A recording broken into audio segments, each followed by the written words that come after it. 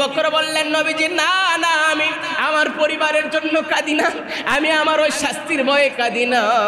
আমার চোখ দিয়ে ঝরঝর করে পানি পড়ার কারণ হলো এই যে আপনি আমার উরুর উপরে ঘুমায় আছেন, আর এখান থেকে নিচ থেকে একটা বিষাক্ত সাপ বের হয়েছে। এই বিষাক্ত সাপটা আমার পায়ে সবল মেরেছে, এই পায়ে সবল মারার কারণে আমি বিশেষ ছটফট করতেছি। নবীজি আমি এই জন্য নবী সাল্লাল্লাহু আলাইহি সাল্লাম মক্কা থেকে মদিনায় হিজরত করছিলেন কাফেরদের অত্যাচারে। আবার আল্লাহর পক্ষান্তর পরোক্ষ হুকুমের মাধ্যমে যেদিন হযরত রাসূল আকরাম সাল্লাল্লাহু আলাইহি সাল্লাম মক্কা থেকে মদিনায় হিজরত করতে লাগলেন, এই দিনের ভেতরে আল্লাহ রাব্বুল আলামিন হিকমত স্বরূপ নবীকে বললেন, নবী হে, আপনার বাড়ির পাশে অসংখ্য কাফেররা ঘেরাও করে নিয়েছে, সুতরাং আপনি যদি তাদেরকে পরাজিত করতে চান, আপনি হাতের ভেতরে বালু নিয়ে একটু খো দিয়ে দেন।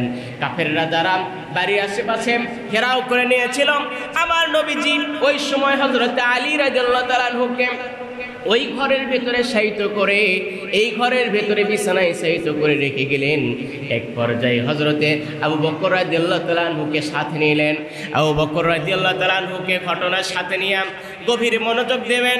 নবীজি সাল্লাল্লাহু আলাইহি সাল্লাম ওই মক্কা থেকে মদিনায় সরাসরি না গিয়ে হিকমত অবলম্বন করার জন্য তিনি মক্কা থেকে উত্তর দিকে সরে উত্তর পূর্ব কোণে গারে সুরের দিকে পাহাড়ে উঠতে লাগলেন। এই গারে সুর পাহাড় এত বড় বিশাল, আমি ইউটিউবের ভেতরে দেখলাম, যদিও আমি গিয়েছিলাম ওঠার সময় পাইনি। এই গারে সুরের কাছে পাহাড়ের নিচে গিয়ে আমার জিভটা শুকিয়ে গিয়েছে। এত দূর পাহাড়, যেখানে মানুষদেরকে পিপিলিকার মতো দেখা যায়। হাজী সাহেব যারা আছেন তারা দেখেছেন, নিচ থেকে যখন ওই পাহাড়ের ওপরে মানুষেরা ঘোরাফেরা করতেছেন, মনে হয় একটা পিপিলিকা ওই পাহাড়ের ওপরে ঘোরাফেরা করতেছেন। আমার নবীজি আপনাদের জন্য, আমাদের জন্য, ওই নবীজি গারে সুরের ভেতরে হিকমত অবলম্বনের জন্য যখন তিনি ওই পাহাড়ের ওপরে উঠলেন, তখন ওই পাহাড়ে গিয়া গুহার ভিতরে তিনি অবস্থান করলেন। মক্কা থেকে যাওয়ার সময় ওই আবু জেহেল, উতবা, সাইবা, মুগিরা যখন ওই ঘরের ভিতরে গিয়া হযরতে আলী রাদিয়াল্লাহু তাআলা আনহুকে দেখলেন, এক পর্যায়ে নবীজির পিছু পিছু যেতে লাগলেন।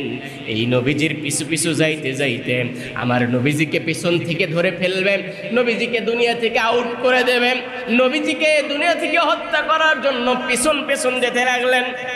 ওই সময় মরুভূমির পথ, বালুকার পথ, এই বালুকার পথের ওপরে পায়ের ছাপ ধরে ধরে যাইতে লাগলেন। এই পায়ের ছাপটা চলে গিয়েছে ওই গারে সুরের দিকে, কাফেররা ওই পর্যন্ত পৌঁছে গিয়েছে। আমার নবীজি যখন ওই গারে সুর পাহাড়ের ভেতরে অবস্থান করতে লাগলেন, এক পর্যায়ে ওখানে আল্লাহ রাব্বুল আলামিন নবীজির জন্য 3টা মুজিজা দান করেছিলেন। বলেন সুবহানাল্লাহ। কয়টা মুজিজা বলেন? 3টা মুজিজা দান করেছিলেন। গভীর মনোযোগ দেবেন। আমার নবীজি যখন ওই পাহাড়ের ভিতরে, 1 নাম্বার মুজিজা, নবীজি যখন ওই পাহাড়ের ভিতরে অবস্থান করলেন, ওই পাহাড়ের গুহার মুখের শুরুতেই আল্লাহ রাব্বুল আলামিনের ইশারা মাফিক মাকড়সার জাল বিছিয়ে রাখলেন। ওই কাফেররা যখন যাইতে লাগলেন, ওই মাকড়সার জাল দেখে ভাবতে লাগলেন এই গুহার ভেতরে কোনো মানুষ প্রবেশ করে নাই। তার গুহার ভেতরে যদি মানুষ প্রবেশ করত, তাহলে ওই মাকড়সার জালটা ভেঙে যেত। বলেন আল্লাহু আকবার। আল্লাহ মুজিজা দিলেন। 2 নাম্বার মুজিজা, ওই গুহার নিকটেই কাছেই কবুতর বাসা বেঁধে তা দিতে লাগলো। বলেন সুবহানাল্লাহ। মক্কা মদিনায় দেখেছি অসংখ্য জায়গায়, যেখানে যাবেন সেখানেই শুধু কবুতর আর কবুতর। আমার প্রিয় ভাই, 3 নাম্বার ঘটনা। 3 নাম্বার কি ঘটনা? মুজিজা। আল্লাহ রাব্বুল আলামিনের হুকুম মাফিক নবী আলাইহিস সালাম, নবী রাসূল সাল্লাল্লাহু আলাইহি সাল্লাম এবং হযরতে আবু বকর রাদিয়াল্লাহু তাআলা আনহু সঙ্গী করে যখন ওই ঘরের ভেতরে প্রবেশ করেছে, নবীজি তখন ক্লান্ত পরিশ্রান্ত। আমার নবী এত ক্লান্ত, রাতে ঘুম নাই, সারা রাত ঘুম নাই, সারা রাত ধরে জার্নি করে এত বড় পাহাড়ে উঠেছে।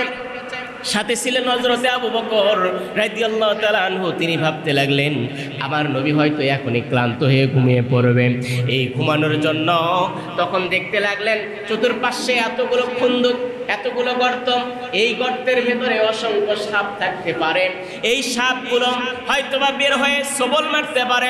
আমার নবীজি অনেক কষ্ট পাবে, এত বিষের তাড়নায় ছটফট করতে পারে। ওই সময় আবু বকর রাদিয়াল্লাহু তাআলা আনহু তিনি একটা একটা করে গর্ত করতে, এই গর্তগুলো পূরণ করতে লাগলেন। তার কাছে যতগুলো পাথর রয়েছিল, যতগুলো মানে তেনা রয়েছিল, কাপড় রয়েছিল, এইসব দ্বারা খন্দকগুলো, এইসব দ্বারা গর্তগুলো বন্ধ করলেন। কিন্তু একটা গর্ত বন্ধ করতে পারলেন না। আমার নবীজি তখন ওই গর্তের কাছে ঘুমিয়ে পড়বেন। আবু বকর রাদিয়াল্লাহু তাআলা আনহু ভাবলেন, আমার উরুখানা ওই গর্তের মুখে দিয়ে দেই, যাতে করে কোনো বিষাক্ত সাপ আমার নবীজির গায়ে আঘাত করতে না পারে। বলেন সুবহানাল্লাহ। কেমন ভালোবাসা ছিল আমার নবীজির প্রতি, কেমন ভালোবাসা ছিল। আমার নবীজি যখন ঘুমন্ত অবস্থায় আছে, আমার নবীজি যখন শায়িত অবস্থায় আছে, ওই নবীজি তখন ঘুমন্ত অবস্থায় হযরতে আবু বকর রাদিয়াল্লাহু তাআলা আনহুর উরুর উপরে ঘুমায়। এমন সময় ওই গর্ত, যেই গর্তের সামনে ও আবু বকর রাদিয়াল্লাহু তাআলা আনহুর উরুটা ছিল, ওই সময় বিষাক্ত একটা সাপ, যেই সাপটা একদিন নয়, 2 দিন নয়, কিতাবের ভিতরে এসেছে, কেউ কেউ বর্ণনা করেছে তিনি শত শত বছর ধরে অপেক্ষা করছিলেন। ওই সাপটা জিনের একটা রূপ নিয়ে তিনি ওই সময় অপেক্ষা করতেছিলেন কখন আমার নবীজি আসবে আর আমার নবীজিকে আমি চোখে তাকে দেখতে পারবো। কিতাবের ভেতরে এসেছেন ওই সাপটা তখন আবু বকর রাদিয়াল্লাহু তাআলা আনহুর পায়ে আঘাত করলেন।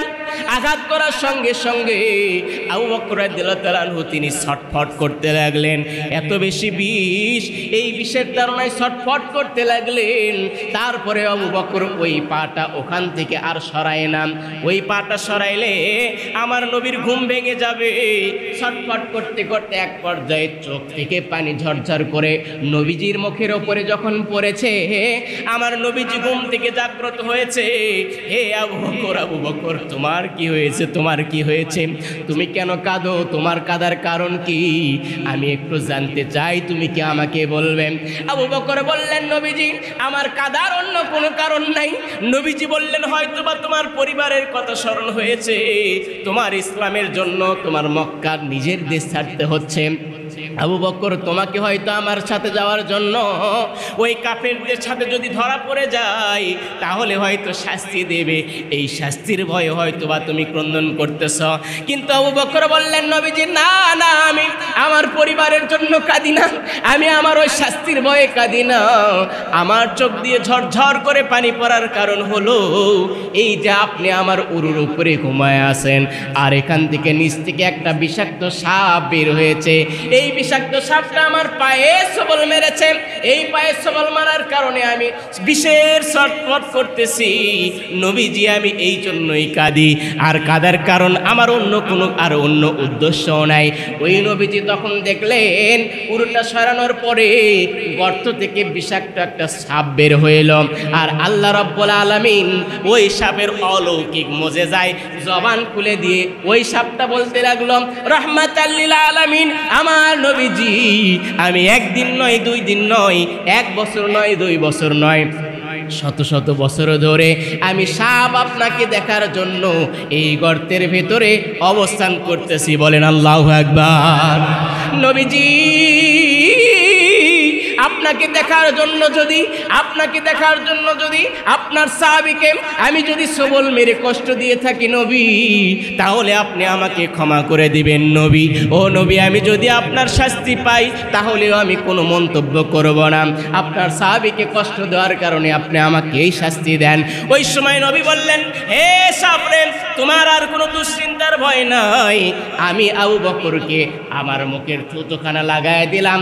আল্লাহ রাব্বুল আলামিন এই থুতুর ওসিলায় আবু বকরের সমস্ত বিষ থেকে আল্লাহ তাআলা মুক্ত করে দিলেন। বলেন সুবহানাল্লাহ, লিল্লাহি তাকবীর। আমার প্রিয় ভাইয়েরা, আমার ওই নবীজি ওই সময় আবু বকর রাদিয়াল্লাহু তাআলা আনহুকে নিজের থুতু মোবারক লাগায় দিলেন, আর সমস্ত বিষ নিঃশ্বাস হয়ে গেল। বলেন সুবহানাল্লাহ। সেই নবীজিকে নিয়ে কুমন্ত্রণা দেয়, আপনার কলিজায় আঘাত লাগে কি লাগে না? জোরে বলেন, লাগে কি লাগে না? আমার প্রিয় ভাইয়েরা, যদি না লাগে বুঝতে হবে আপনার অন্তরের ভিতরে নবীজির ভালোবাসা নেই, বরং আপনি নবীজির দুশ্মন। কথা বলুন ঠিক কিনা? বিশ্ব নবীর অপমানে যদি না কাঁদে তোমার মন, মুসলিম নয় মুনাফিক তুমি নবীজির দুশ্মন। বিশ্ব নবীর অপমানে যদি না কাঁদে তোমার মন, মুসলিম নয় মুনাফিক তুমি নবীজির দুশ্মন। নবীর প্রেমে জীবন দিবে কে আসো নওজোয়ান, তাকবীর তুলে সিংহ শাবক হও তুমি আগুয়ান। লিল্লাহে তাকবীর। এই জন্য ওই নবীজির ভালোবাসায় আমাদের যদি ময়দানে যেতে হয়, আমাদের যদি একটু রক্ত দিতে হয়, আমরা রাজি আছি না নাই? আল্লাহ তাআলা যেন কবুল করে, সকলে বলি আমিন। আর